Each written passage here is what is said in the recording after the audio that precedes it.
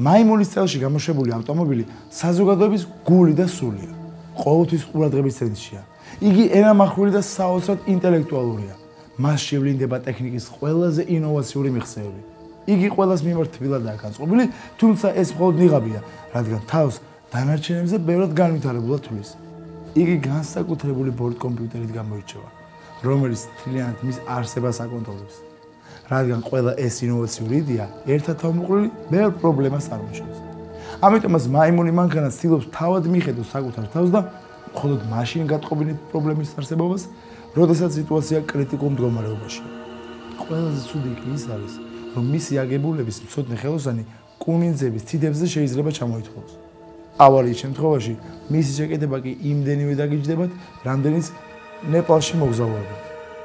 ასევე არ უნდა ეცადოთ მისი ტვინის გადაკეთებას, მაინც ისე იზამს, როგორც დაპროგრამებულია და კუსტაურული მეთოდებით ჩასწორებული პროგრამულ კოდს ბანანის ქერქივით კესრით უგან.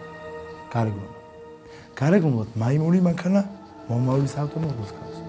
ექსპერიმენტალური ვიზუალური შტრიხები მას მთელ სასოფშიც კი გამოარჩევს. არ არის გამორიცხული, რომ საჭეს კი უცნაური ფორმის ჰქონდეს. პროფესიები და საქმიანი ურთიერთობები. მაიმუნი მანქანა თავისი განსხვავებულობიდან გამომდინარე ხშირად რისკავს და არ ღურს წესებს. და რადგან მისით ყველა აღტაცებულია, ხშირად პატიობენ ამ გადასტურებას. იგი დიდი კორპორაციების საყვარელი ავტომობილია. ცხოვრების გზა. მისი ცხოვრება გამოშვებისას იქნება მშვიდი და აღმაფრთოვანებული. მეორე პერიოდში, ანუ გულისხმობ, როდესაც მისი ინოვაციურობა უკვე მოზრდება, იქნება მშფოთვარე და პრობლემა. სისუსტეა. როგორც უკვე აღნიშნე, მაიმუნი ავტომობილი თავისი კომპლექსურობის და მეტი ინოვაციურობის მსხვერპლია და უფრო ელექტრონული პრობლემები აქვს, ვიდრე მექანიკური. თავსებადობა სხვა ნიშნებით.